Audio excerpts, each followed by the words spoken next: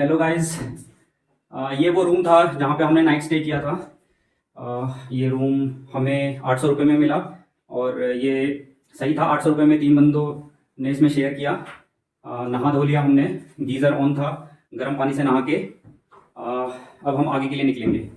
राजेश जी और अरविंद सर नीचे जा चुके हैं। सामान सारा नीचे जा चुका है और बाइक पे वो माउंट कर रहे हैं।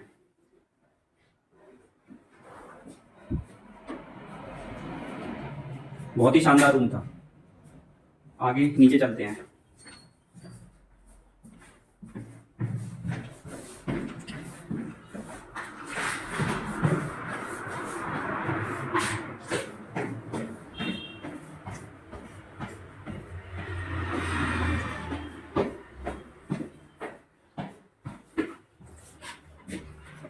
सामान सारा नीचे आ चुका है।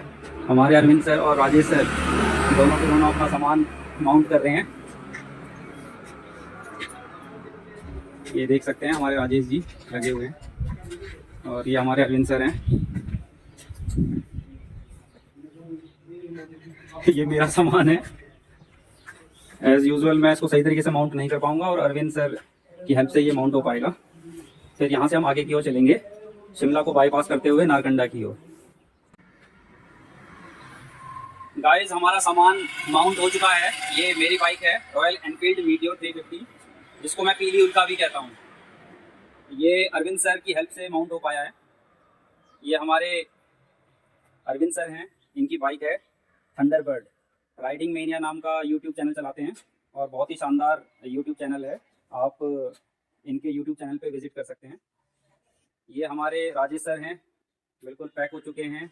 ये इनकी बाइक है एवेंजर 220 क्रूज़। पूरा सामान माउंट हो चुका है। तो गाइस, हम निकल चुके हैं नारकंडा के लिए। अभी सुबह के बजे हैं 9। लेकिन लेफ़्ट और राइट में मैं देख रहा हूँ कि अभी भी करीब करीब 90% दुकानें बंद हैं। लेकिन हमारी किस्मत अच्छी थी कि नाश्ते के लिए एक ढाबा खुला हुआ था और हमने सुबह का नाश्ता कर लिया। मेरी बहुत पहले से ही एक हैबिट बनी हुई है कि मैं सुबह का नाश्ता कभी भी मिस नहीं करता और सुबह मैं ज़्यादा खाना खाता हूँ। चाहे भले ही मुझे लंच ना मिले या डिनर ना मिले, लेकिन मैं सुबह के नाश्ते को मिस नहीं करता। तो ये अच्छा हो गया कि जो 10% दुकानें खुली थी उनमें से एक ढाबा भी था जहाँ से हम नाश्ता कर पाए। तो गाइस, अब हम सोलन से शिमला को बाईपास करते हुए नारकंडा के लिए निकलेंगे। यहाँ से शिमला की दूरी करीब करीब 40 किलोमीटर है और शिमला से नारकंडा की दूरी करीब करीब 58 किलोमीटर है।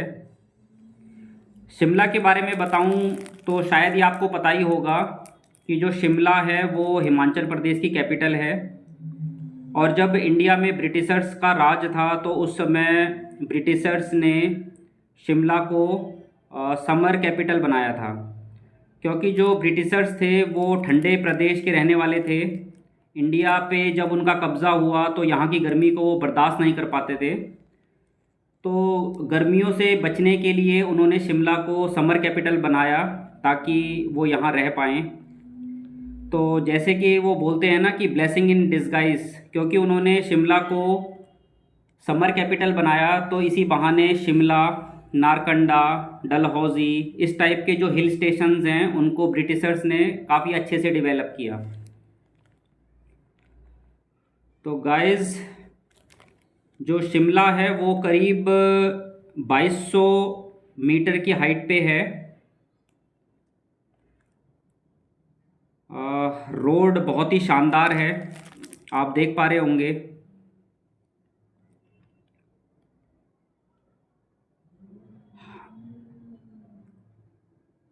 हम शिमला के अंदर नहीं जाएंगे क्योंकि शिमला के अंदर जाने का मतलब है एक लंबा जाम, और लंबे जाम का मतलब है समय की बर्बादी। तो शिमला को बाईपास हमने कर लिया है और हम आगे बढ़ रहे हैं कुफरी की तरफ। ये सामने आ चुका है कुफरी। ये आप देख रहे होंगे कि फॉरेनर्स याक पर बैठ रहे हैं, बहुत एंजॉय कर रहे हैं। वो याक पर बैठ कर के खुश हो रहे हैं और हम बाइक राइड पर जा कर के खुश हो रहे हैं। फ्रेंड्स, जो खुशी है शायद वो किसी एक माध्यम पर निर्भर नहीं करती, ये इंसान के अपने नज़रिए पर डिपेंड करती है कि वो किन चीज़ों में खुशी खोज पाता है। हम सबको अपने अंदर एक ऐसी हैबिट डेवलप करनी चाहिए कि हम हर चीज़ में खुशी को खोज पाएँ। तो आगे बढ़ते हैं। कुफरी से हम आगे निकल चुके हैं नारकंडा के लिए।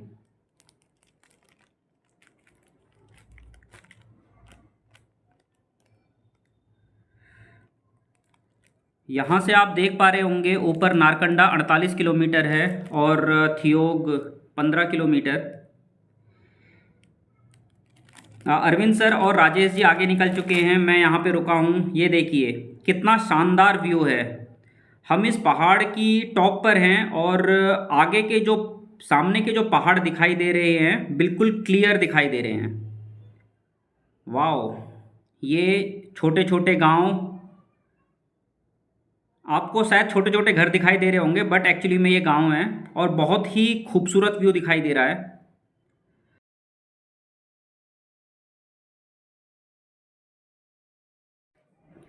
तो गाइस आगे बढ़ते हैं नारकंडा के लिए। और नारकंडा भी एक हिल स्टेशन है और यहाँ पे ट्रैकिंग होती है, हाइकिंग होती है, स्कीइंग होती है। ये भी अच्छी खासी हाइट पर है। और ये हालांकि नारकंडा स्टार्टिंग से ही था बट ये सही तरीके से डेवलप तब हुआ जब ब्रिटिशर्स ने तिब्बत के साथ व्यापार करने के लिए इस रोड को बनाया। बहुत ही खूबसूरत जगह है। ये हम पहुंच चुके हैं नारकंडा।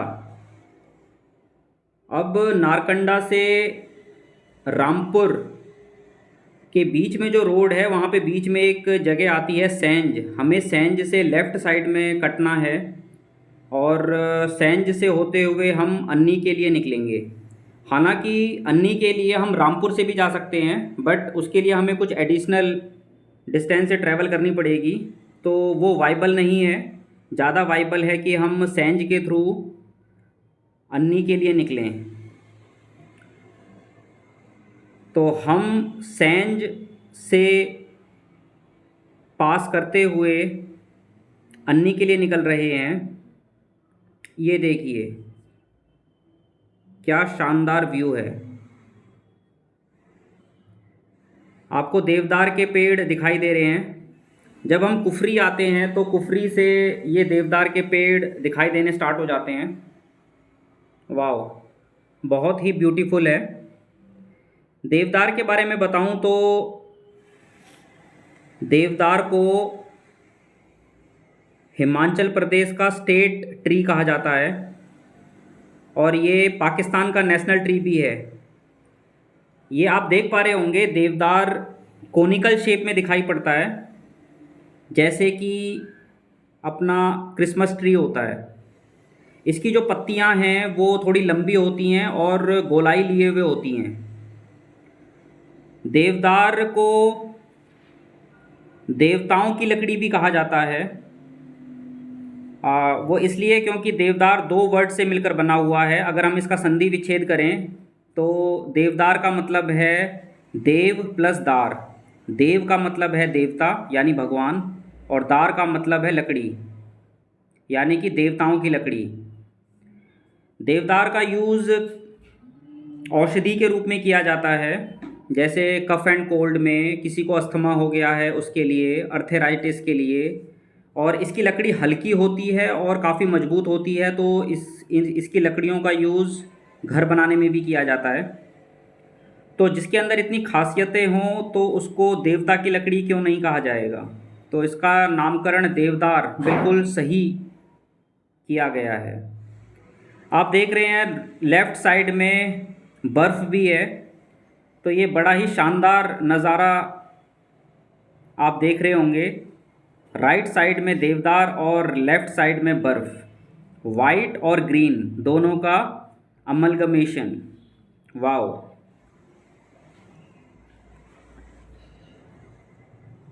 धूप अच्छी खासी निकली हुई है, रोड साफ है, ट्रैफिक बहुत कम है।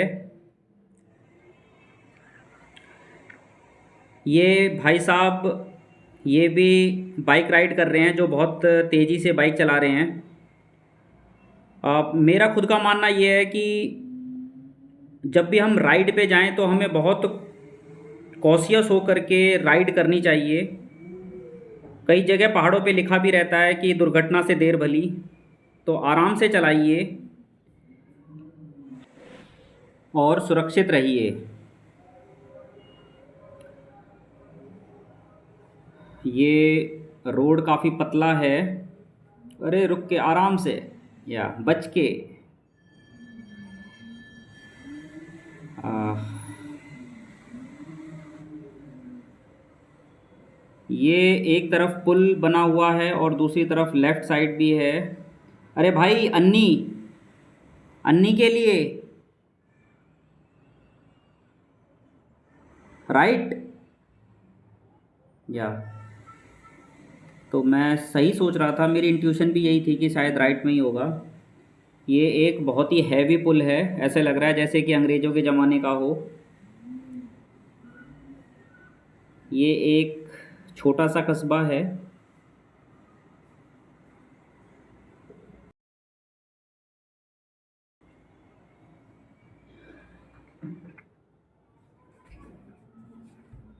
वाह, धूप खिली हुई है, रोड शानदार है और बाइक बहुत ही मक्खन की तरह चल रही है।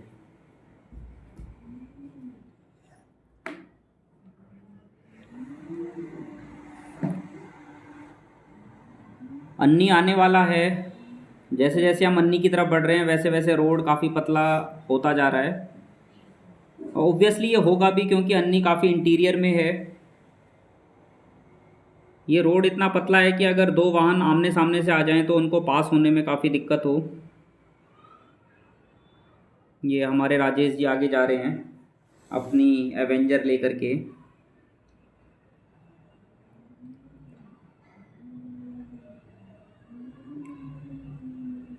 ये लेफ़्ट साइड में एक स्ट्रीम भी बह रही है। ये सतलुज की ट्रिब्यूटरी लगती है।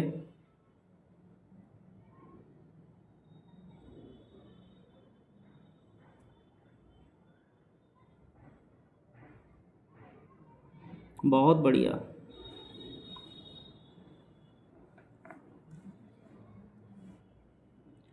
ये देखिए, लगता है सामने से कोई वाहन आ रहा है। ये रोड वाकई में पतला है और जब आमने सामने से दो गाड़ियाँ आएंगी तो उनको पास होने में थोड़ा दिक्कत तो होगी ही। पीछे वाली गाड़ी हमारे इस तरफ वाली गाड़ियों को पास दे रही है।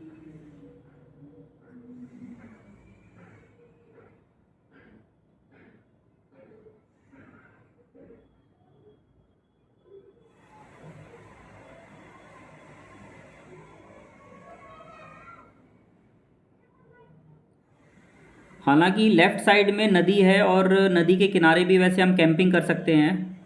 तो देखते हैं, अगर हमें कोई सजेस्ट करेगा कैंपिंग के लिए तो हम ऑब्वियसली कैंपिंग ही करना चाहेंगे, क्योंकि हम अपना सारा सामान लेके आए हैं। लेकिन ये लोकल्स पे बहुत डिपेंड करता है कि लोकल्स हमें अलाउ करते हैं या नहीं, क्योंकि हर जगह आप कैंपिंग नहीं कर सकते। तो वहाँ पे हम लोकल से पूछेंगे कि क्या हम नदी के किनारे कैंपिंग कर सकते हैं। हम सुबह सोलन से निकले थे करीब 9 बजे और 150 किलोमीटर की डिस्टेंस से ट्रैवल करके हम पहुँचे हैं आनी। हमारा मेन एम तो ये था कि हम यहाँ पे कैंपिंग करें, लेकिन यहाँ आसपास कोई कैंपिंग ग्राउंड नहीं था। तो हमने एक प्रिंस गेस्ट हाउस लिया है। यहाँ पे आज रात को हम स्टे करेंगे और कल जालौरी पास के लिए निकलेंगे। तो हमें किसी ने बताया है कि आनी और जालौरी पास के बीच में आपको काफ़ी सारे कैंपिंग साइट मिलेंगे। तो कल हम जब निकलेंगे तो हम कैंपिंग करेंगे, क्योंकि हमारा मेन मकसद तो यही था कि हम कैंपिंग करें। और कैंपिंग के लिए हम अपने घर से निकले थे। हमारे पास पूरा टेंट है और खाने पीने का सारा सामान है। तो होपफुली हम ये उम्मीद करते हैं कि कल हम कैंपिंग कर पाएँ। बट क्योंकि अभी अंधेरा ज़्यादा हो गया था तो हमने ये डिसाइड किया कि हम यहाँ पे प्रिंस गेस्ट हाउस में ही आज की रात गुजार लें। तो मैं आपको ले चलता हूँ रूम के अंदर, जो हमने 800 रुपये में नाइट स्टे के लिए लिया है। तो देखते हैं अंदर रूम किस टाइप का है।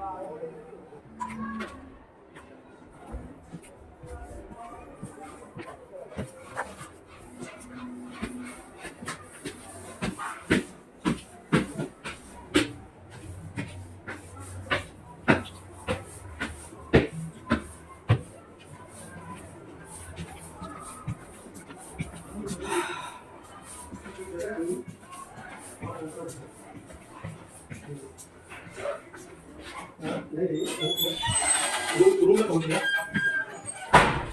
ये है हमारा रूम, और कल सुबह यहाँ से निकलेंगे ना, सारा का सारा सामान हमने चले नहीं ना, अंदर रख दिया है। कल एक्सप्लोर करने आगे आगे तक। छोटा रूम है बट नाइट स्टे के लिए ठीक है।